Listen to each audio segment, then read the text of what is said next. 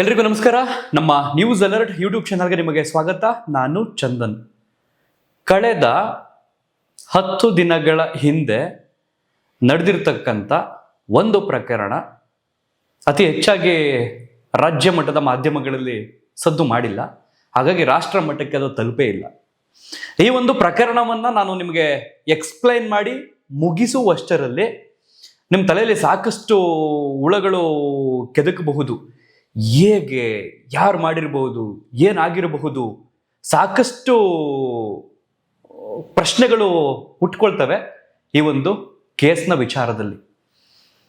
ಆ ಕೇಸ್ ಬೇರೆ ಯಾವುದೂ ಅಲ್ಲ, ದಕ್ಷಿಣ ಕನ್ನಡ ಜಿಲ್ಲೆಯ ಬೆಳ್ತಂಗಡಿಯ ಸುಮಂತ್ ಎನ್ನುವಂತಹ 9ನೇ ತರಗತಿ ವಿದ್ಯಾರ್ಥಿ ಹತ್ಯೆಯ ಪ್ರಕರಣಕ್ಕೆ ಸಂಬಂಧಪಟ್ಟ ವಿಚಾರ. ಬಹುಶಃ ನಾನು ನಿಮಗೆ ತಡವಾಗಿ ಈ ಒಂದು ವಿಚಾರಕ್ಕೆ ಸಂಬಂಧಪಟ್ಟಾಗೆ ಮಾತನಾಡ್ತಿರಬಹುದು, ಆಲ್ರೆಡಿ ನೀವು ಈ ವಿಚಾರದ ಬಗ್ಗೆ ತಿಳಿದಿರಬಹುದು. ಬಟ್ ನಾನು ನಿನ್ನೆ ಯಾರೀಗ ಈ ಒಂದು ಪ್ರಕರಣದಲ್ಲಿ ಹುಡುಗ ಹತ್ಯೆ ಆಗಿದೆಯಲ್ಲ ಸುಮಂತ್, ಆತನ ತಂದೆ ಸುಬ್ರಹ್ಮಣ್ಯ ಅನ್ನುವಂಥವ್ರು, ಅವರೊಟ್ಟಿಗೆ ಹೆಚ್ಚು ಕಡಿಮೆ ನೆನ್ನೆ ಒಂದು ಅರ್ಧ ಗಂಟೆ ಫೋನಲ್ಲಿ ಮಾತಾಡಿದೆ. ಒಂದಷ್ಟು ವಿಚಾರಗಳನ್ನು ಅವರು ಹಂಚಿಕೊಂಡ್ರು. ಜೊತೆಗೆ ಆ ಒಂದು ಜಾಗಕ್ಕೆ ಹೋಗಿ ಬಂದವರ ಹತ್ರ ಒಂದಷ್ಟು ವಿಚಾರಗಳನ್ನ ಕೇಳ್ಪಟ್ಟೆ. ಎಲ್ಲವನ್ನೂ ಕೂಡ ವಿವರವಾಗಿ ಇಂಚಿಂಚಾಗಿ ನಿಮ್ಮ ಮುಂದೆ ಎಕ್ಸ್ಪ್ಲೈನ್ ಮಾಡ್ತಾ ಹೋಗ್ತೀನಿ. ಬಹುತೇಕ ನನ್ನ ಇತ್ತೀಚಿನ ವಿಡಿಯೋಗಳಲ್ಲಿ ಸಾಕಷ್ಟು ಜನ ಸುಮಂತ್ ವಿಚಾರವಾಗಿ ಮಾತನಾಡಿ, ಬೆಳ್ತಂಗಡಿಯ 9ನೇ ತರಗತಿ ವಿದ್ಯಾರ್ಥಿ ಸುಮಂತ್ ಹೇಗ್ ಸತ್ತ, ಏನಾಗಿರ್ಬೋದು, ಅದಕ್ಕೆ ಸಂಬಂಧಪಟ್ಟಾಗೆ ಡೀಟೇಲ್ ಕೊಡಿ ಅಂತ ಕೇಳ್ತಾ ಇದ್ರು ಕಾಮೆಂಟ್ ಸೆಕ್ಷನ್ ಅಲ್ಲಿ. ಅದಕ್ಕೆ ಸಂಬಂಧಪಟ್ಟಾಗೆ ಸುದ್ದಿಯನ್ನ ಸರ್ಚ್ ಮಾಡಿ ನೋಡಿದ್ರೆ ಗೂಗಲ್ ಅಲ್ಲಿ ಅಥವಾ ಯೂಟ್ಯೂಬ್ನಲ್ಲಿ ಕೆಲವು ಜನ ಅದಕ್ಕೆ ಸಂಬಂಧಪಟ್ಟಾಗೆ ಧ್ವನಿಯನ್ನು ಎತ್ತಿರುವಂಥದ್ದು, ಆ ಸುದ್ದಿಯನ್ನು ಪ್ರಸಾರ ಮಾಡಿರುವಂಥದ್ದು. ಕೆಲವು ಮಾಧ್ಯಮಗಳ ವೆಬ್ಸೈಟ್ಗಳಲ್ಲಿ ಅಷ್ಟೇ ಸುದ್ದಿ ಬಂದಿದೆ, ಕೆಲವು ಈಗ ಮೇನ್ ಸ್ಟ್ರೀಮ್ ಮಾಧ್ಯಮಗಳು ಅಂತ ಹೇಳ್ತೀವಲ್ಲ ಅಷ್ಟಾಗಿ ಒಂದು ಸುದ್ದಿಯನ್ನ ಪ್ರಸಾರ ಮಾಡಿಲ್ಲ. ಒಟ್ಟಿನಲ್ಲಿ ಈ ಒಂದು ಸುದ್ದಿಯನ್ನು ನಾನು ಹೇಳಿ ಮುಗಿಸುವಷ್ಟರಲ್ಲಿ ಸವಾಲು ಯಾರಿಗಪ್ಪ ಅಂತಂದ್ರೆ, ಅಫ್ಕೋರ್ಸ್ ಇಲ್ಲಿ ಪೊಲೀಸರಿಗೆ ಈ ಒಂದು ಪ್ರಕರಣವನ್ನ ಭೇದಿಸುವಂಥದ್ದು ದೊಡ್ಡ ಸವಾಲಾಗಿದೆ. ಯಾವ ಸಿನಿಮಾಗೂ ಕಮ್ಮಿ ಇಲ್ಲ. ನಾನು ಇದನ್ನ ಎಂಕರೇಜ್ ಮಾಡ್ತಿಲ್ಲ ಅಥವಾ ವಾವ್ ಏನಪ್ಪ ಇದು ಅಂತ ಹೇಳ್ತಿಲ್ಲ. ಬಟ್ ಈ ಸುದ್ದಿಯನ್ನ ಕೇಳಿ ಮುಗಿಸುವಷ್ಟರಲ್ಲಿ ನಾವು ಈ ಕ್ರೈಮ್ ಸಿನಿಮಾಗಳು, ಸಸ್ಪೆನ್ಸ್ ಸಿನಿಮಾಗಳು, ಥ್ರಿಲ್ಲರ್ ಸಿನಿಮಾಗಳು ಇವೆಲ್ಲ ನೋಡಿರ್ತೀವಲ್ಲ, ಆ ರೀತಿ ಇದೆ ಈ ಒಂದು ಸ್ಟೋರಿ. ಮೊನ್ನೆ ಅಂದ್ರೆ ಜನವರಿ 14ನೇ ತಾರೀಕು ಬುಧವಾರ ನಡೆದಿರ್ತಕ್ಕಂಥ ಇನ್ಸಿಡೆಂಟ್, ಸಂಕ್ರಾಂತಿ ಹಬ್ಬದ ಹಿಂದಿನ ದಿನ ನಡೆದಿರ್ತಕ್ಕಂಥ ಘಟನೆ. ಓಕೆ, ಈಗ ವಿವರವಾಗಿ ಈ ಒಂದು ಸುದ್ದಿಯನ್ನು ನೋಡೋದಾದ್ರೆ, ನಾನು ಈ ಫೋಟೋದಲ್ಲಿ ತೋರಿಸ್ತಾ ಇದ್ದೀನಲ್ಲ, ಈ ಚಿಕ್ಕ ಹುಡುಗ ಎಷ್ಟು ಚೆನ್ನಾಗಿ ಕಾಣ್ತಿದ್ದಾನೆ ಹುಡುಗ ನೋಡೋದಕ್ಕೂ ಕೂಡ. 9ನೇ ತರಗತಿ, 14ರಿಂದ 15 ವಯಸ್ಸಿ ಹುಡುಗಂದು. ಊರು ಬಂದು ಅಂದ್ರೆ ಈಗ ದಕ್ಷಿಣ ಕನ್ನಡ ಜಿಲ್ಲೆಯ ಒಂದಷ್ಟು ಪ್ರದೇಶಗಳಲ್ಲಿ ಅವರ ತೋಟ ಏನಿರುತ್ತೆ ಅಲ್ಲೇ ಒಂದು ಒಂಟಿ ಮನೆ ಮಾಡ್ಕೊಂಡಿರ್ತಾರೆ, ಅದಕ್ಕೆ ಒಂದು ಜಾಗ ಅಂತ ಹೆಸರಿಟ್ಕೊಂಡ್ಬಿಟ್ಟಿರ್ತಾರೆ. ಅದೇ ರೀತಿ ಇವರ ಮನೆಯ ಆ ಒಂದು ಜಾಗಕ್ಕೆ ಸಂಬೊಳ್ಯ ಅಂತ ಹೆಸರು, ಸಂಬೊಳ್ಯ ಅಂತ. ಸೊ ಇದು ಬೆಳ್ತಂಗಡಿ ತಾಲೂಕಿನ ಹೆಚ್ಚು ಕಡಿಮೆ ಒಂದು 6ರಿಂದ 7 ಕಿಲೋಮೀಟರ್ ದೂರದಲ್ಲಿರ್ತಕ್ಕಂಥ ಒಂದು ಪ್ರದೇಶ. ಈ ಹುಡುಗ ಆ ಮನೆಯಿಂದ ಹೆಚ್ಚು ಕಡಿಮೆ ಒಂದು 3-4 ಕಿಲೋಮೀಟರ್ ದೂರದಲ್ಲಿರ್ತಕ್ಕಂಥ ಒಂದು ಊರು ಅಂದ್ರೆ ಗೇರುಕಟ್ಟೆ ಅಂತ ಊರ ಹೆಸರು. ಅಲ್ಲಿ ಸರ್ಕಾರಿ ಶಾಲೆಯಲ್ಲಿ ಕನ್ನಡ ಮಾಧ್ಯಮದಲ್ಲಿ 9ನೇ ತರಗತಿ ವ್ಯಾಸಂಗ ಮಾಡ್ತಾ ಇರ್ತಾನೆ. ಇವನಿಗೆ ಒಂದು 4-5 ಜನ ಫ್ರೆಂಡ್ಸ್ಗಳಿರ್ತಾರೆ. ಇವನ ಹತ್ರ ಒಂದು ಸೈಕಲ್ ಇರುತ್ತೆ, ಸೈಕಲ್ನು ಕೂಡ ತೋರಿಸ್ತಾ ಇದ್ದೀನಿ, ನೋಡಬಹುದು ನೀವು. ಪ್ರತಿದಿನ ಶಾಲೆಗೆ ಹೋಗುವ ಮುನ್ನ ಅಂದ್ರೆ ಇವನ ಮನೆಗೆ ಆ ಸೈಕಲ್ ಅನ್ನ ತಗೊಂಡ್ ಬರ್ಬೇಕು ಅಂತಂದ್ರೆ ಸರಿ ಸುಮಾರು ಒಂದು 2 ಕಿಲೋಮೀಟರ್ ಎಕ್ಸ್ಟ್ರಾ ಬಳಸ್ಕೊಂಡ್ ಬರ್ಬೇಕು ಅನ್ನೋ ಕಾರಣಕ್ಕೆ ಇವನೇನ್ ಮಾಡ್ತಾನೆ, ಮನೆಯಿಂದ ಒಂದು 100 ಮೀಟರ್ ದೂರದಲ್ಲಿ ಇನ್ನೊಂದು ಒಂಟಿ ಮನೆ ಇರುತ್ತೆ, ಅಲ್ಲೇ ಆ ಸೈಕಲ್ ಅನ್ನ ನಿಲ್ಲಿಸ್ಬಿಟ್ಟು ಆ ಒಂಟಿ ಮನೆಯ ಕಾಲ್ದಾರಿಯಲ್ಲಿ ಪ್ರತಿದಿನವೂ ಕೂಡ ಮನೆಗೆ ನಡ್ಕೊಂಡು ಬರ್ತಾ ಇರ್ತಾನೆ. ಇವನ್ ಸೈಕಲ್ 100 ಮೀಟರ್ ದೂರದಲ್ಲಿ ಇರುತ್ತೆ ಇವ್ರ ಮನೆಯಿಂದ. ಇವನೇನಾದ್ರೂ ಹೊರಗಡೆ ಹೋಗ್ಬೇಕು ಅಂದ್ರೆ ಆ 100 ಮೀಟರ್ ದೂರದಲ್ಲಿ ಇರ್ತಕ್ಕಂಥ ಒಂಟಿ ಮನೆಯಲ್ಲಿ ನಿಲ್ಲಿಸಿರ್ತಕ್ಕಂಥ ಸೈಕಲ್ ತಗೊಂಡು ಹೋಗ್ಬೇಕು. ತಿರ್ಗಾ ವಾಪಸ್ ಅದೇ ಒಂಟಿ ಮನೆ ಹತ್ರ ಸೈಕಲ್ ಅನ್ನು ನಿಲ್ಲಿಸ್ಬಿಟ್ಟು ಇವನ್ ಮನೆಗೆ ಬರ್ಬೇಕು. ಇಲ್ಲ ಡೈರೆಕ್ಟ್ ಅವನ ಮನೆಗೆ ತಗೊಂಡು ಹೋಗ್ಬೋದಲ್ವಾ ಸೈಕಲ್ ಅಂತಂದ್ರೆ 1.5 ಕಿಲೋಮೀಟರ್ 2 ಕಿಲೋಮೀಟರ್ ಅದೇನೋ ರೇಷ್ಮೆ ದಾರಿ ಅಂತಿದೆ ಅಂತಲ್ಲ, ಸೊ ಆ ದಾರಿಯನ್ನ ಬಳಸ್ಕೊಂಡು ಬರ್ಬೇಕಲ್ಲ ಅನ್ನೋ ಒಂದು ಕಾರಣಕ್ಕೆ ಪ್ರತಿದಿನವೂ ಕೂಡ ಈ ಸುಮಂತ್ ಆ ಸೈಕಲ್ ಅನ್ನ ನಿಲ್ಲಿಸ್ತಾ ಇದ್ದ. ಜನವರಿ 15ನೇ ತಾರೀಕು ಸಂಕ್ರಾಂತಿ ಹಬ್ಬ ಅಂದ್ರೆ ಸೂರ್ಯ ತನ್ನ ಪಥ ಬದಲಿಸುವಂತಹ ದಿನ. ಅದರ ಹಿಂದಿನ ದಿನ ಇತ್ತಲ್ಲ, ಆ ಒಂದು ಮಾಸ ಇತ್ತಲ್ಲ, ಆ ಮಾಸವನ್ನ ನಾವು ಧನುರ್ಮಾಸ ಅಂತ ಕರಿತೀವಿ. ಯಾವುದೇ ಶುಭ ಕಾರ್ಯಗಳು ನಡೆಯೋದಿಲ್ಲ. ಬೆಳಗಿನ ಜಾವ ನಮ್ಮ ಹಿಂದೂ ಸಂಪ್ರದಾಯದಲ್ಲಿ ದೇವರುಗಳಿಗೆ ಅರ್ಲಿ ಮಾರ್ನಿಂಗ್ ಒಂದು 5 ಗಂಟೆ 4:15 ಈ ಸಂದರ್ಭದಲ್ಲಿ ಪೂಜೆ ಕೈಂಕರ್ಯಗಳು ಜಾಸ್ತಿ ನಡೀತಾ ಇರ್ತವೆ. ಈ ಸುಮಂತ್ 14ನೇ ತಾರೀಕು ಧನುರ್ಮಾಸದ ಪೂಜೆಗೆ ಅಂತ ಗೇರುಕಟ್ಟೆಗೆ ಹೋಗ್ತಾನೆ. ಆದ್ರೆ ಹೋಗೋದಿಲ್ಲ. ಅದಕ್ಕಿಂತ ಬಿಫೋರ್ 2 ವಾರಗಳ ಹಿಂದೆ ಅಂದ್ರೆ ಇದು 3ನೇ ಬಾರಿ ಹೋಗ್ಬೇಕಾಗಿತ್ತು, ಹೋಗಲ್ಲ ಧನುರ್ಮಾಸದ ಪೂಜೆಗೆ. ಅಷ್ಟರಲ್ಲಿ ಶವವಾಗಿ ಪತ್ತೆ ಆಗ್ತಾನೆ. ಆದ್ರೆ ಆ 2 ವಾರಗಳಿತ್ತಲ್ಲ ಹಿಂದೆ, ಆ 2 ವಾರಗಳ ಹಿಂದೆ 2 ಸಲ ಅವನ ಸ್ನೇಹಿತರೊಟ್ಟಿಗೆ ಆ ಧನುರ್ಮಾಸದ ಪೂಜೆಗೆ ಹೋಗಿ ಬಂದಿರ್ತಾನೆ. ಇದು ಕೊನೆಯ ಪೂಜೆ ಆಗಿರುತ್ತೆ. ನಾಳೆಯಿಂದ ಧನುರ್ಮಾಸ ಮುಗ್ದೋಗ್ತಾ ಇರುತ್ತೆ. 15ನೇ ತಾರೀಕು ಸಂಕ್ರಾಂತಿ ಹಬ್ಬ ಆಯ್ತು ಅಂದ್ರೆ ಧನುರ್ಮಾಸದ ಮುಕ್ತಾಯ. ಸೊ ಕೊನೆಯ ಪೂಜೆ ಆಗಿರುವುದರಿಂದ ಬೆಳಗಿನ ಜಾವ 4:30-5 ಗಂಟೆ ಆಸುಪಾಸಿನಲ್ಲಿ ಹೇಳ್ತಾನೆ ಬುಧವಾರ. ಎದ್ದವನು ಅವರ ಮನೆಯ ಹಿತ್ತಲ ಹಿಂದ್ಗಡೆ ಸ್ನಾನದ ಮನೆ ಇರುತ್ತೆ, ಅಲ್ಲಿ ಸ್ನಾನ ಮಾಡ್ಕೊಳ್ತಾನೆ, ದೈನಂದಿನ ಕಾರ್ಯಗಳನ್ನ ಮುಗಿಸ್ಕೊಳ್ತಾನೆ. ತದನಂತರ ಮೈನ್ ಡೋರ್ ನಲ್ಲಿ ಹೋದ್ರೆ ಎಲ್ಲಿ ಮನೆಯವ್ರಿಗೆ ಡಿಸ್ಟರ್ಬ್ ಆಗುತ್ತೋ, ನಿದ್ರೆಯಿಂದ ಎದ್ದು ಬಿಡ್ತಾರೋ ಅನ್ನೋ ಒಂದು ಕಾರಣಕ್ಕೆ ಹಿಂಭಾಗದ ಬಾಗಿಲಿನಲ್ಲೇ ನಡ್ಕೊಂಡು ಹೋಗ್ತಾನೆ. ಇತ್ತ ಆತನ ಸ್ನೇಹಿತರು ಪ್ರತಿ ಬಾರಿಯೂ ಕೂಡ ಆ ಒಂಟಿ ಮನೆ ಹತ್ರ ಒಂದು ಸೈಕಲ್ ನಿಲ್ಸಿರ್ತಾನಲ್ಲ, ಅಲ್ಲಿಗೆ ಬಂದು ವೆಯ್ಟ್ ಮಾಡ್ತಾ ಇರ್ತಾರಂತೆ. ಆಲ್ರೆಡಿ ಈ ಹಿಂದೆ 2 ಬಾರಿ ಹೋಗಿದ್ರಲ್ಲ, ಆಲ್ರೆಡಿ 2 ಬಾರಿಯೂ ಕೂಡ ಆತರ ವೆಯ್ಟ್ ಮಾಡಿ ಅವ್ರ ಜೊತೆಗೆ ಇವನು ಕೂಡ ಸೈಕಲ್ ಅಲ್ಲಿ ಜಾಯಿನ್ ಆಗಿ ಆ ನಂತರ ದೇವಸ್ಥಾನಕ್ಕೆ ಹೋಗಿ ವಿಸಿಟ್ ಮಾಡ್ಕೊಂಡು ದರ್ಶನ ಪಡ್ಕೊಂಡು ಮನೆಗೆ ಬರ್ತಿದ್ದಂತ ಪ್ರತೀತಿ ನಡೀತಾ ಇತ್ತು. ಆದ್ರೆ ಆ 14ನೇ ತಾರೀಕು ಬುಧವಾರ ಅವನ ಸ್ನೇಹಿತರು ಆ ಒಂಟಿ ಮನೆ ಹತ್ರ ವೆಯ್ಟ್ ಮಾಡ್ತಾ ಇರ್ತಾರೆ. ಸರಿ ಸುಮಾರು ಬೆಳಗಿನ ಜಾವ 5:30 ತನಕನೂ ಕೂಡ ವೆಯ್ಟ್ ಮಾಡ್ತಾರೆ. ಅವನ ಸೈಕಲ್ ಅಲ್ಲೇ ನಿಂತಿರುತ್ತೆ. ಮೇ ಬಿ ಇವನು ನಿದ್ರೆಯಿಂದ ಎದ್ದಿಲ್ಲ ಅನ್ಸುತ್ತೆ, ಮಲಗಿರ್ಬೋದು, ನಡ್ರೋನ ಹೋಗೋಣ ಅಂತ ಅನ್ಕೊಂಡು ಉಳಿದ 3 ಜನ ಸ್ನೇಹಿತರು ಹೊರಟೋಗ್ತಾರೆ. ಸುಮಂತ್ ಆಲ್ರೆಡಿ ಮನೆಯಿಂದ ಹೊರಟಿದ್ದಾನೆ, ದೇವಸ್ಥಾನಕ್ಕೆ ಹೋಗೋದಕ್ಕೆ 5 ಗಂಟೆ ಆಸುಪಾಸಲ್ಲಿ ಹೊರಟಿದ್ದಾನೆ. 5:30 ತನಕ ಸ್ನೇಹಿತರು ವೆಯ್ಟ್ ಮಾಡಿದ್ದಾರೆ. ಸುಮಂತ್ ಮನೆಯಿಂದ ಆ ಒಂಟಿ ಮನೆಗೆ ಏನಿಲ್ಲ ಅಂತಂದ್ರೂ ಒಂದು 100 ಮೀಟರ್ ದೂರ ಅಷ್ಟೇ, ಕೂಗಳತ್ತೆ. ಆದರೆ ಆ 5 ಗಂಟೆಯ ವಾತಾವರಣ, ಆ ಬೆಳ್ತಂಗಡಿಯ ಸುತ್ತಮುತ್ತ ಪ್ರದೇಶವನ್ನು ನೀವು ಗಮನಿಸಿದ್ರೆ ಅರಣ್ಯ ಪ್ರದೇಶ ಆಗಿರುವುದರಿಂದ ಆ ಚಳಿಯ ವಾತಾವರಣದಲ್ಲಿ ಕತ್ತಲೆ. ಸೊ ಹುಡುಗರುಗಳಿಗೆ ಏನ್ ಕಾಣಿಸೈತೋ ಬಿಟ್ಟೈತೋ ಗೊತ್ತಿಲ್ಲ. ಆದ್ರೆ ಸುಮಂತ್ ಆ 100 ಮೀಟರ್ ಅಂತರ ಇದೆಯಲ್ಲ, ಸುಮಂತ್ ಮನೆಯಿಂದ ಆ ಒಂಟಿ ಮನೆಗೆ 100 ಮೀಟರ್ ಅಂತರ ಅಷ್ಟೇ. ಈ ಒಂಟಿ ಮನೆ ಹತ್ರ ಹುಡುಗರು ಕಾಯ್ತಾವ್ರೆ, ಆದ್ರೆ ಸುಮಂತ್ ತಲುಪಲಿಲ್ಲ. ಏನಾಗಿರಬಹುದು? ಹುಡುಗರು ದೇವಸ್ಥಾನಕ್ಕೆ ಹೋಗಿದ್ದಾರೆ, ಅವ್ರ ದರ್ಶನ ಮುಗಿಸ್ಕೊಂಡಿದ್ದಾರೆ. ಬೆಳಗಿನ ಜಾವ 7 ಗಂಟೆಗೆ, ಅಂದ್ರೆ 5 ಗಂಟೆಗೆ ಹೊರಟವನಲ್ಲ, 7 ಗಂಟೆಗೆ ಸುಮಂತ್ ಫ್ಯಾಮಿಲಿಗೆ ಫೋನ್ ಮಾಡಿದ್ದಾರೆ. ಇಡೀ ಸುಮಂತ್ ಫ್ಯಾಮಿಲಿಗೆ ಒಂದು ಫೋನ್ ಇದೆ, ಒಂದು ಕೀಪ್ಯಾಡ್ ಸೆಟ್. ಅದನ್ನ ತಂದೆಯೂ ಯೂಸ್ ಮಾಡ್ತಾರೆ, ತಾಯಿ ಯೂಸ್ ಮಾಡ್ತಾರೆ. ಸುಮಂತ್ಗೆ ಸಂಬಂಧಪಟ್ಟ ಸ್ನೇಹಿತರು ಏನಾದ್ರು ಫೋನ್ ಮಾಡಬೇಕು ಅಂದ್ರೆ ಅದೇ ಫೋನ್ಗೆ ಮಾಡಬೇಕು. ಸುಮಂತ್ ತಂದೆ ಸುಬ್ರಹ್ಮಣ್ಯ ನಾಯ್ಕ ಅವರಿಗೆ ಫೋನ್ ಬರುತ್ತೆ 7 ಗಂಟೆ 7:30 ಸಂದರ್ಭದಲ್ಲಿ. ಆ ಕಡೆಯಿಂದ ಮನ್ವಿತ್ ಅನ್ನುವಂಥವನು, ಅಂದ್ರೆ ಸುಮಂತ್ ಸ್ನೇಹಿತ, ಪ್ರತಿದಿನವೂ ಕೂಡ 3 ಜನ ವೆಯ್ಟ್ ಮಾಡ್ತಾ ಇರ್ತಾರಲ್ಲ, ಅದರಲ್ಲಿ ಮನ್ವಿತ್ ಅನ್ನುವಂಥ ಒಬ್ಬ ಹುಡುಗ, ಅವನ ಕ್ಲಾಸ್ಮೇಟ್ ಫೋನ್ ಮಾಡ್ತಾನೆ. ಸುಮಂತ್ ಅವರ ತಾಯಿ ಆ ಫೋನ್ ಅನ್ನ ರಿಸೀವ್ ಮಾಡ್ತಾರೆ. ಎಲ್ಲಿ ಆಂಟಿ ಸುಮಂತ್ ಬರಲೇ ಇಲ್ವಲ್ಲ ಇವತ್ತು ದೇವಸ್ಥಾನಕ್ಕೆ, ಏನು ಎದ್ದಿಲ್ವ ಅವನು ಅಂತ ಫೋನ್ ಮಾಡ್ತಾನೆ. ಆ ಕಡೆಯಿಂದ ಧ್ವನಿ ಕೇಳುತ್ತೆ ತಾಯಿಗೆ. ಅವರ ತಾಯಿ ಈ ಕಡೆಯಿಂದ ಪ್ರತಿಕ್ರಿಯೆಯನ್ನು, ಇಲ್ಲ ಬೆಳಗಿನ ಜಾವ 5 ಗಂಟೆಗೆ ಎದ್ದು ಇತ್ಲಲ್ಲಿ ಸ್ನಾನ ಮಾಡ್ಕೊಂಡು ಹೋದ್ನಲ್ಲ ಅವನು, ಬಂದಿಲ್ವ ಅವನು ಅಂತ ತಾಯಿ ಆಶ್ಚರ್ಯವಾಗಿ ಕೇಳ್ತಾರೆ. ಇಲ್ಲ ಆಂಟಿ ಬರಲಿಲ್ಲ, ನಾವು 5:30 ತನಕ ವೆಯ್ಟ್ ಮಾಡ್ದೋ, ಸುಮಂತ್ ಬರಲಿಲ್ಲ ಆಂಟಿ, ನಾವು ಹೋಗಿ ದರ್ಶನ ಮುಗಿಸ್ಕೊಂಡು ಬಂದ್ಬಿಟ್ಟು ಆಂಟಿ, ಅದಕ್ಕೆ ನಾನು ಫೋನ್ ಮಾಡಿದ್ದು, ಎದ್ದಿದ್ದಾನೆ ಇಲ್ವಾ ಅಂತ ಕೇಳೋದಕ್ಕೆ ಅಂತ ಆ ಹುಡುಗ ಆ ಕಡೆಯಿಂದ ರಿಯಾಕ್ಟ್ ಮಾಡುತ್ತೆ. ಸೊ ಇತ್ತ ತಾಯಿಗೆ ಶಾಕ್ ಆಗುತ್ತೆ, ತಂದೆಗೆ ವಿಷಯ ತಿಳಿಸ್ತಾರೆ. ತದನಂತರ ಹುಡುಕಾಟ ಆರಂಭಿಸ್ತಾರೆ. ಇವ್ರ ಜೊತೆಗೆ ಸ್ಥಳೀಯರು ಕೂಡ ಒಂದಷ್ಟು ಜನ ಸೇರಿಕೊಳ್ತಾರೆ. ಸುಮಂತ್ನ ಎಲ್ಲಿದ್ದಾನೆ ಹುಡ್ಕೋಣ ಬನ್ನಿ ಅಂತ. ಹೋಗ್ತಾ ಹೋಗ್ತಾ ಒಂಟಿ ಮನೆ ಹತ್ರ ಹೋಗ್ತಾರೆ. ಸೈಕಲ್ ಕೂಡ ಅಲ್ಲೇ ಬಿದ್ದಿರುತ್ತೆ. ಸುಮಂತ್ ಯಾವಾಗ ತಂದು ನಿಲ್ಸಿರ್ತಾನಲ್ಲ ಈ ಹಿಂದೆ, ಅಲ್ಲೇ ಬಿದ್ದಿರುತ್ತೆ ಸೈಕಲ್ ಕೂಡ. ಹಾಗೆ ಹುಡುಕಾಟ ನಡೆಸುವಂತಹ ಸಂದರ್ಭದಲ್ಲಿ ಒಂದಷ್ಟು ಜನ ಸ್ಥಳೀಯರಿಗೆ ಆ ರಸ್ತೆಯಲ್ಲಿ ರಕ್ತದ ಹನಿಗಳು ಕಾಣಸಿಗುತ್ತೆ, ನೆಲದ ಮೇಲೆ ಬಿದ್ದಿರತಕ್ಕಂಥದ್ದು. ಏನೋ ಸಮಥಿಂಗ್ ರಾಂಗ್, ಇಲ್ಲಿ ಈ ರೀತಿ ರಕ್ತ ಕಾಣ್ತಾ ಇದೆ ಬನ್ನಿ ಅಂತ ಅನ್ಕೊಂಡು ಏನ್ ಮಾಡ್ತಾರೆ, ಆ ರಕ್ತದ ಹನಿಗಳು ಯಾವ ಕಡೆ ಹೋಗಿರುತ್ತೆ ಆ ಕಡೆ ಮುಖ ಮಾಡಿ ಅವರು ಕೂಡ ಹೊರಡ್ತಾರೆ. ಸೀದಾ ಹೋಗಿ ಅಲ್ಲೊಂದು ಬಾವಿ ಜಾಗ, ಒಂದು 15-20 ಅಡಿ ಆಳ ಇರುವಂತಹ ಒಂದು ಬಾವಿ ಜಾಗಕ್ಕೆ ರಕ್ತದ ಹನಿಗಳು ಹೋಗಿ ಎಂಡಾಗಿರುತ್ತೆ. ಒಂದಷ್ಟು ಮಾಧ್ಯಮಗಳಲ್ಲಿ, ಒಂದಷ್ಟು ಡಿಜಿಟಲ್ ಮಾಧ್ಯಮಗಳಲ್ಲಿ ನಾವು ಅದನ್ನ ಕೆರೆ ಕೆರೆ ಕೆರೆ ಅಂತ ಗಮನಿಸ್ತಾ ಇದ್ದೋ. ಕೆರೆ ಅಂತಂದ್ರೆ ವಿಶಾಲವಾಗಿ ಎಕರೆಗಟ್ಟಲೆ ಇರುವಂತಹ ಒಂದು ಜಾಗದಲ್ಲಿ ನೀರು ತುಂಬಿದ್ರೆ ಅದನ್ನ ಕೆರೆ ಅಂತ ಹೇಳ್ತೀವಿ. ಬಟ್ ಇದು ತೋಟದ ಬಾವಿ ಅಂತ ಹೇಳ್ತೀವಲ್ಲ, ಸೊ ಆ ರೀತಿ ತೋಟದ ಬಾವಿಗೆ ಆ ರಕ್ತದ ಹನಿಗಳು ಹೋಗಿ ಹೆಂಡಾಗಿದ್ದಾವೆ. ಸಡನ್ ಆಗಿ ಅಲ್ಲಿನ ಸ್ಥಳೀಯರಿಗೆಲ್ಲ ಏನನ್ನಿಸ್ತು ಅಂತಂದ್ರೆ, ಮೇ ಬಿ ಚಿರತೆ ದಾಳಿ ಮಾಡಿರ್ಬೇಕು ಅನ್ನುವಂಥದ್ದು ಫಸ್ಟ್ ಕ್ವಶನ್ ಹುಡ್ಕೊಳ್ಳುತ್ತೆ. ಕೆಲವರು ಹೇಳೋದೇನು ಅಂತಂದ್ರೆ, ಚಿರತೆ ಇದುವರೆಗೂ ನಾವು ಇಲ್ಲೆಲ್ಲೂ ಕಂಡೇ ಇಲ್ಲ, ಮೇ ಬಿ ಹಂದಿ ಇರಬೇಕು, ಹಂದಿ ದಾಳಿ ಮಾಡಿರ್ಬೇಕು, ಅದಕ್ಕೆ ಓಡೋಗಿರ್ಬೇಕು ಅವನು. ಇನ್ನು ಕೆಲವರು ಓಡೋಗಿ ನೀರು ಬಿದ್ದಿರ್ಬೇಕು, ಈ ರೀತಿ ಥಿಂಕ್ ಮಾಡಿರ್ತಾರೆ.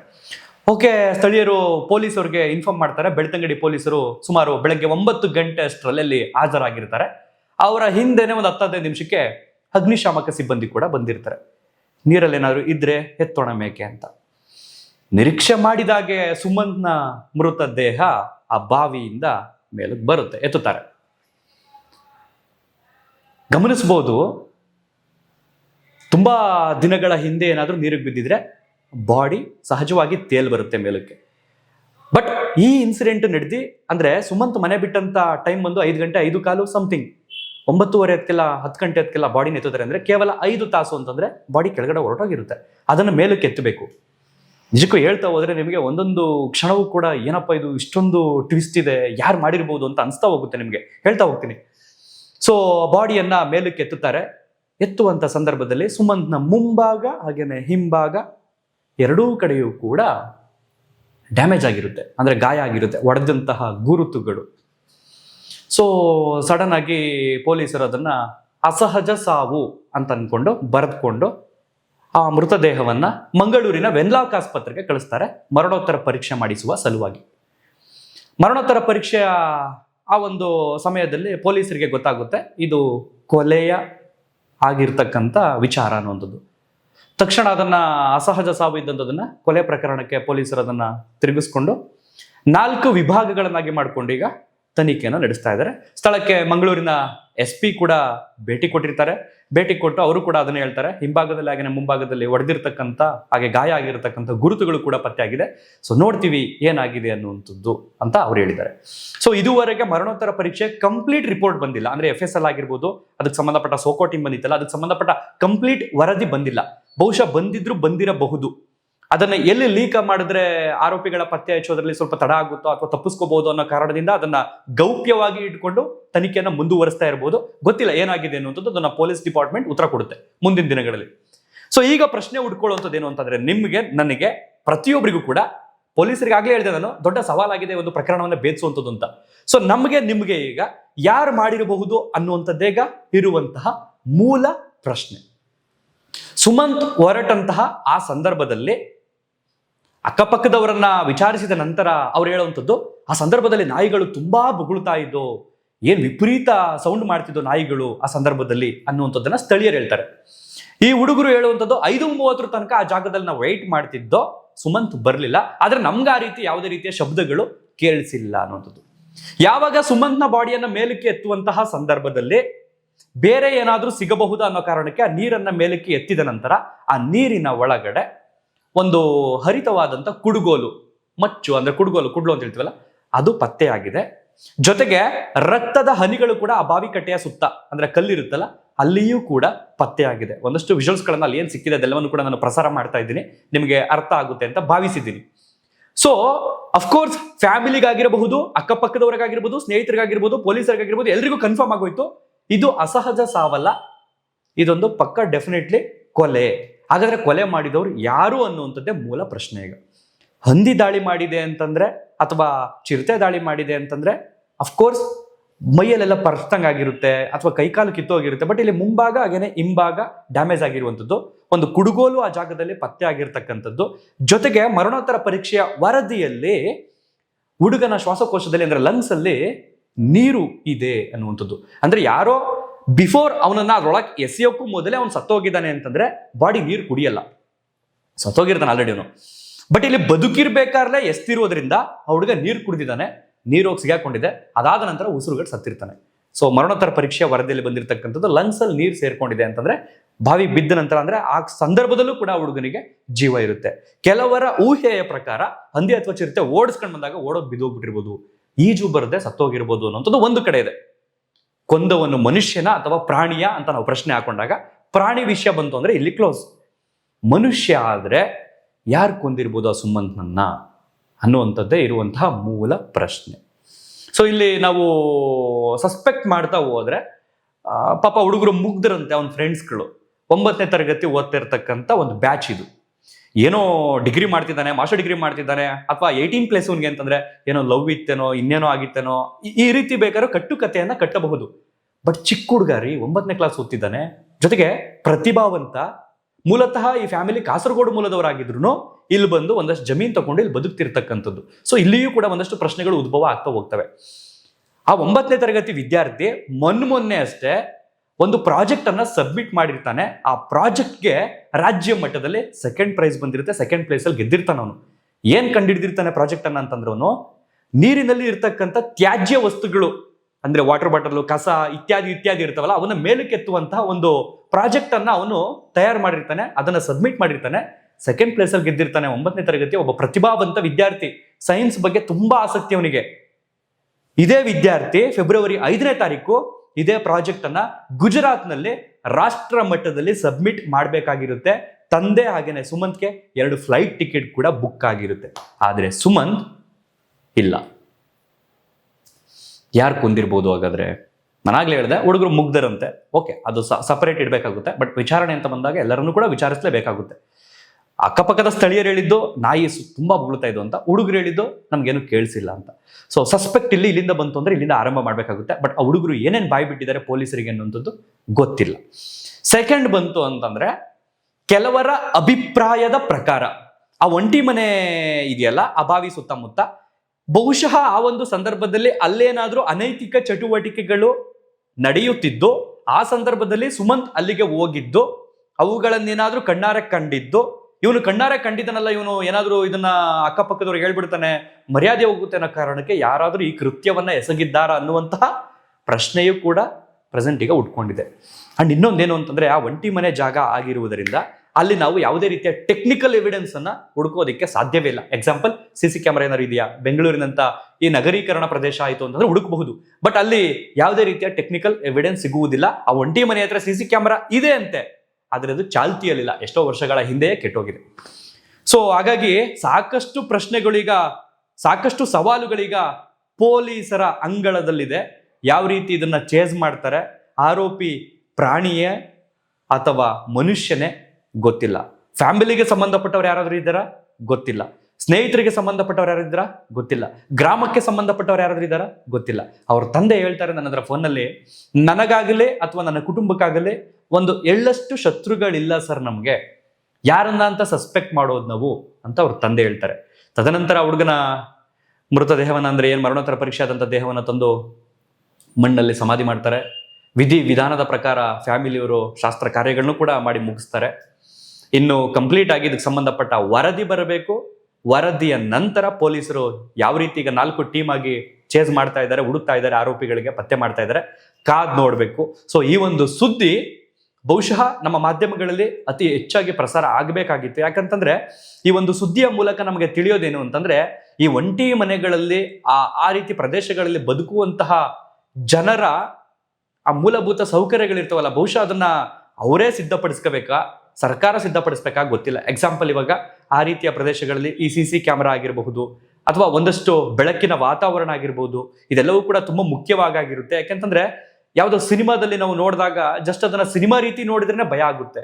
ಅಂಥದ್ರಲ್ಲಿ ಆ ಜನ ಈಗಲೂ ಕೂಡ ಅಲ್ಲಿ ವಾಸ ಮಾಡ್ತಿದ್ದಾರೆ ಅಂತಂದ್ರೆ ಒಂದು ಕಟ್ಟುಪಾಡುಗಳು, ನಾವಿಲ್ಲೇ ಬದುಕಬೇಕು ಅನ್ನುವಂತಹ ಅವರ ಮನಸ್ಥಿತಿ ಆಗಿರುತ್ತೆ. ಅದರಿಂದ ಹೊರಗೆ ಬಂದು ಬದುಕಬೇಕು ಅಂದ್ರೆ ನಾವೇನ್ ಮಾಡೋದು, ಈ ಜಾಗ ಬಿಟ್ಟು ಅನ್ನುವಂಥದ್ದು ಕೂಡ ಪರಿಸ್ಥಿತಿ ಆಗಿರುತ್ತೆ. ಹಾಗಾಗಿ ಯಾರನ್ನ ದೂಷಿಸುವುದು ಇಲ್ಲಿ ಅಂತ ಅರ್ಥ ಆಗ್ತಿಲ್ಲ. ಒಟ್ಟಾರೆಯಾಗಿ ಈ ಒಂದು ಸುದ್ದಿ ಸಂಬಂಧಪಟ್ಟ ಹಾಗೆ ನೀವು ಕೇಳಿದ್ರಿ. ಹಾಗಾಗಿ ತುಂಬಾ ಇನ್ಡೆಪ್ತ್ ಆಗಿ ಹೋಗಿ ಅನಾಲಿಸಿಸ್ ಮಾಡಿ, ಅಂದ್ರೆ ಅವ್ರ ತಂದೆ ಹತ್ರ ಮಾತನಾಡಿ ಇದ್ರ ಬಗ್ಗೆ ಒಂದಷ್ಟು ಸ್ನೇಹಿತರ ಜೊತೆಗೆ ಚರ್ಚೆ ಮಾಡಿ ಏನಾಗಿರ್ಬೋದು ಅನ್ನುವಂಥದ್ದನ್ನ ಹುಡುಕ್ತಾ ಹೋದಷ್ಟು ಸುದ್ದಿ ಸಿಗ್ಲಿಲ್ಲ. ಇನ್ನು ಕೆಲವರ ಅಭಿಪ್ರಾಯದ ಪ್ರಕಾರ ಅಲ್ಲಿ ಮಾಟ ಮಂತ್ರ ಏನಾದರೂ ಮಾಡಿ, ಒಂದಷ್ಟು ತಂತ್ರಗಳಿರ್ತವಲ್ಲ, ಒಂದಷ್ಟು ತಾಂತ್ರಿಕ ವಿದ್ಯೆಗಳಿರ್ತಲ್ಲ, ಅದಕ್ಕೇನಾದ್ರೂ ಆ ಹುಡುಗನ ಬಲಿ ಕೊಟ್ರ ಅನ್ನುವಂತಹ ಪ್ರಶ್ನೆಗಳು ಕೂಡ ಹುಡ್ಕೊಂಡಿದೆ. ಹಾಗಾದ್ರೆ ಅಲ್ಲಿ ಯಾರು ಮಾಡ್ತಾರೆ, ಏನ್ ಮಾಡ್ತಾರೆ ಗೊತ್ತಿಲ್ಲ. ಇನ್ನು ಒಂಟಿ ಮನೆಯಲ್ಲಿ ಅಲ್ಲಿ ಯಾರು ಕೂಡ ವಾಸ ಮಾಡೋದಿಲ್ಲ. ಪಕ್ಕದಲ್ಲಿ ಬಂತು ಅಂದ್ರೆ ಪಂಪ್ ಹೌಸ್, ಈ ಕಡೆ ಬಾವಿ, ಕೆರೆ ಅಂತೇಳಿ ಕನ್ಫ್ಯೂಷನ್ ಮಾಡಕ್ ಬಿಟ್ಟಿದ್ರು ಕಳೆದ ಒಂದು 10 ದಿನಗಳಿಂದ. ಸೊ 14ನೇ ತಾರೀಕು ಪ್ರೆಸೆಂಟ್ ನನಗೆ ಅಪ್ಡೇಟ್ ಕೊಡ್ತಿರ್ತಕ್ಕಂಥ ದಿನ 25ನೇ ತಾರೀಕು. ಸೊ 11 ದಿನಗಳ ಅಂತರದಲ್ಲಿ ಈ ಒಂದು ಸುದ್ದಿ ಇಷ್ಟಾಗಿದೆ. ವೈಟ್ ಮಾಡಿ ನೋಡೋಣ ಅಂತ ಹೇಳ್ತಾ ಈ ಒಂದು ವಿಡಿಯೋನಿಗೆ ಮುಗಿಸ್ತಾ ಇದ್ದೀನಿ. ನಿಮ್ಮ ಅನಿಸಿಕೆ ಅಭಿಪ್ರಾಯಗಳನ್ನ ಕಾಮೆಂಟ್ ಬಾಕ್ಸ್ನಲ್ಲಿ ಬರೆದು ತಿಳಿಸಿ. ನನಗೆ ವೈಯಕ್ತಿಕವಾಗಿ ಬೇಜಾರಾಗಿದ್ದೇನು ಅಂತಂದ್ರೆ, ಈ ದೇಶದ ಒಬ್ಬ ಸಂಪನ್ಮೂಲ ವ್ಯಕ್ತಿ ಆಗ್ತಿತ್ತೇನೋ ಹುಡುಗ, ಸೈನ್ಸ್ನಲ್ಲಿ ಜೊತೆಗೆ ಆ ರೀತಿಯ ಆಕ್ಟಿವಿಟೀಸ್ ಇದರಿಂದ ಬೇರೆ ಬೇರೆ ಏನು ಹ್ಯಾಬಿಟ್ಸ್ ಇತ್ತು ಅವನಿಗೆ ಅಂತ ತಂದೆ ಹತ್ರ ನಾನು ಕೇಳಿದಾಗ ಅವರು ಡ್ರಾಯಿಂಗ್ ಮಾಡ್ತಿದ್ದಂತೆ, ಕೆತ್ತನೆ ಮಾಡ್ತಿದ್ದಂತೆ, ಯಾವ್ದಾದ್ರು ಮೂರ್ತಿಗಳು ಅಥವಾ ಮರದಲ್ಲಿ ಈ ತರ ಕೆತ್ತನೆ ಮಾಡುವಂಥದ್ದು, ಚಿತ್ರ ಬಿಡಿಸುವಂಥದ್ದು, ಜೊತೆಗೆ ಈ ರೀತಿ ಸೈನ್ಸ್ಗೆ ಸಂಬಂಧಪಟ್ಟ ಆಕ್ಟಿವಿಟೀಸ್ ಜಾಸ್ತಿ ಇತ್ತಂತೆ ಹುಡುಗಂಗೆ. ಗೊತ್ತಿಲ್ಲ, ಬಟ್ ಯಾರು ಈ ಒಂದು ಕೃತ್ಯದಲ್ಲಿ ಭಾಗಿಯಾಗಿದ್ದಾರೆ ಅವರಿಗೆ ತಕ್ಕ ಶಿಕ್ಷೆ ಆಗ್ಲೇಬೇಕಾಗುತ್ತೆ ಹೇಳ್ತಾ ಈ ಒಂದು ವಿಡಿಯೋನಿಗೆ ಮುಗಿಸ್ತಾ ಇದ್ದೀನಿ. ಧನ್ಯವಾದ, ಥ್ಯಾಂಕ್ ಯು ಸೋ ಮಚ್ ಇಷ್ಟೊತ್ತು ಈ ಒಂದು ವಿಡಿಯೋನ ನೋಡಿದ್ದಕ್ಕೆ.